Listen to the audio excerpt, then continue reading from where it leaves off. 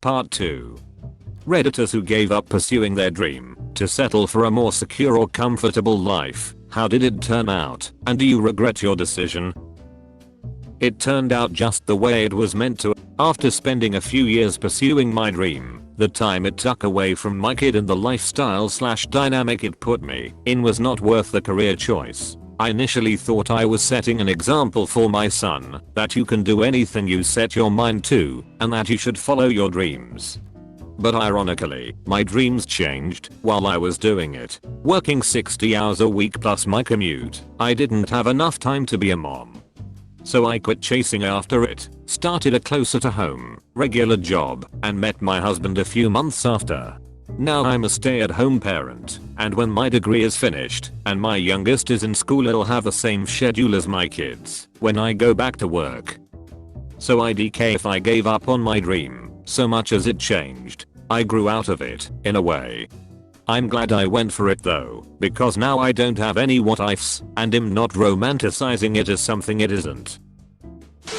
I feel like I made a temporary COVID decision. I started working in landscaping, and went back to college. It's not exactly a dream, but I was able to pay for school, and make money during the pandemic, so I just consider it a temporary lateral move. Part of me regretted it, part of me knew I had to. I always wanted to be a doctor. No pushy parents or anything like that. I just wanted to fix problems, and medical things seemed like the most interesting problems. Things change, get worse/better, add new problems. My little brother was born and developed seizures and development issues. I decided pediatrics was for me. The same problems/puzzles, but with the added intrigue of the patient being unable to tell me what was wrong. Sounds a bit sick, but that's what my brain wanted. I didn't get the grades at school. Unfortunately, my stepdad died, and it messed me up a bit being needed at home with my siblings, and I shifted my focus. I did go to university, did an access course and a biology degree with the aim of then going on to medicine afterwards. Sadly, I got 2 rejections for med school on my birthday no less, and I pissed away the rest of my final year, because what was the point anymore? I then met a boy, now husband, and needed to get a job. Any job. Please just give me a job. Countless applications were ignored or rejected. I felt worse than useless. I finally landed a job at a call center. Hated every minute of it. But bills got paid. A wedding and honeymoon have been paid for, and we bought our house. But in 2019 I knew I was turning 30 soon, and knew this wasn't what I wanted, even if it was what I needed. I enrolled at a local college on an access course, and last year I passed with distinction. I applied to a few university courses, and I had 2 successful interviews. I quit my sucky job on New Year's after nearly 6 years of hating it, and in 2 weeks I start my course to become a nurse. Plans change, needs must, but I'm hoping it's worked out. I wish I'd realized sooner that work is just work for me. There is no dream job. I just want something I'm good at with decent pay and no stress. Think I've found it. Same. I think some adults really need to stop pressuring children to find their ultimate passion and translate it into their future career. That line of thinking led to a lot of anguish in college and some adult depression. I still kinda feel like I'm adrift in the ocean. We need more talk about how work is sometimes just work, and that's okay. It doesn't mean you're a failure. I'm the opposite. I dropped lawyer school to do professional scuba diving at the other side of the world. Never looked back. A little bit.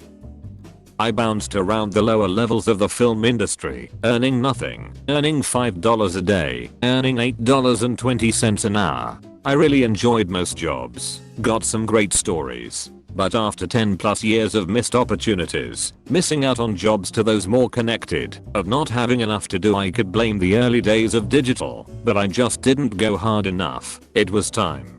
My 30s were approaching. I had less than 5 figures in the bank despite still living at home and having next to no expenses. My romantic life consisted of admiring the actresses from afar and being an ass to anyone who got close. I switched to teaching, and I mostly enjoy the work. I still tap into my skills occasionally. I make movies with my classes. Last year made a whole bunch during remote teaching. I actually had the self-esteem and cash to start dating. and am now engaged to a girl I don't deserve and have been trying to marry for months. I don't regret it, but I do miss it.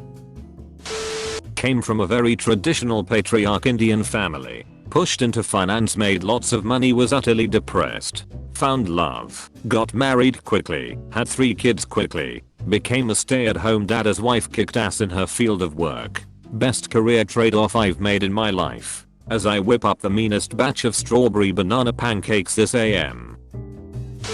At age 15 I started playing guitar in a band. The dream was to become a rock star. At age 22, I was playing Gazaris on the Sunset Strip, a set of original tunes in club where so many famous people started. It was the heyday of the metal scene and that was happening in Los Angeles. By 1984 I realized that it was not just a question of being a great band or writing great songs. I had seen a lot of great bands in Los Angeles that had great songs go absolutely nowhere. Then really crappy bands, I won't mention names to avoid hurting anyone, that did have commercial success. So why was this? It turns out being a great band that writes great songs is just not enough. You also have to be incredibly lucky. More people win the lottery than become famous rock stars. It was time to get real. I was 22 and I wanted things. So I gave up my dreams and became an electrical apprentice.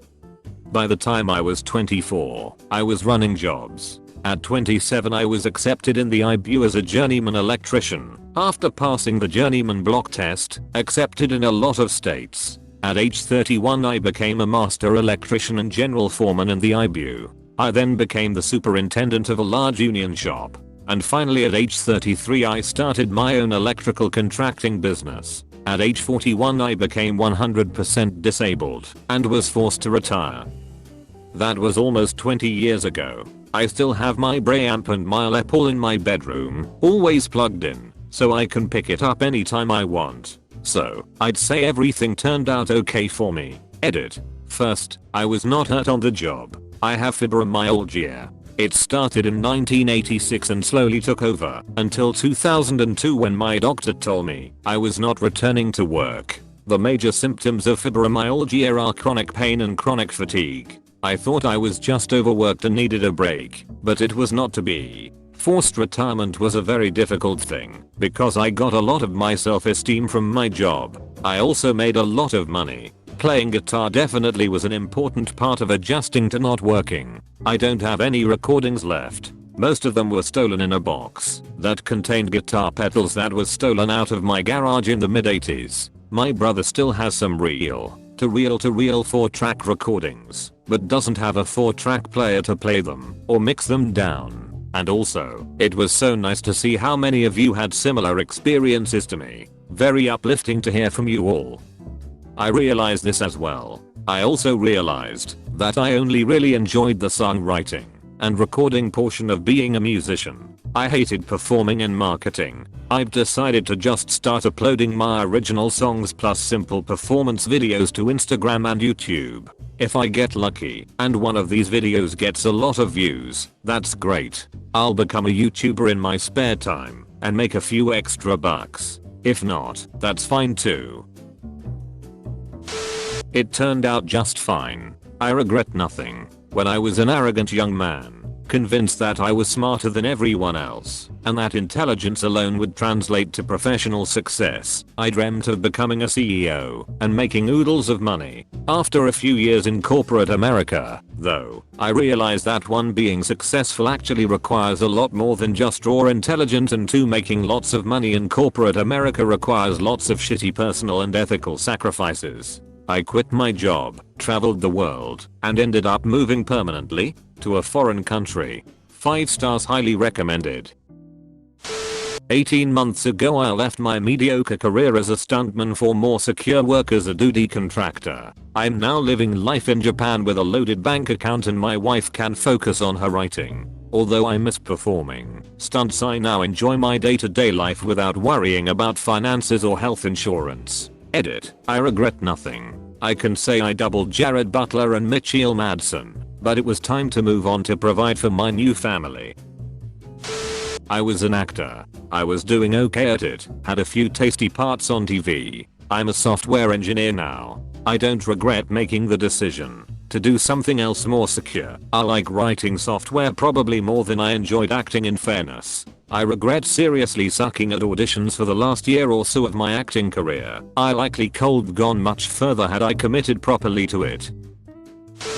Truth is, your mind desires what it doesn't have. If you chase your dream, you will desire for stability and comfort. If you have comfort and stability, you will desire you had chased your dream. So, I say never regret. Just keep trying new experiences and never stop. Cause if one life isn't enough to satisfy you, nothing is.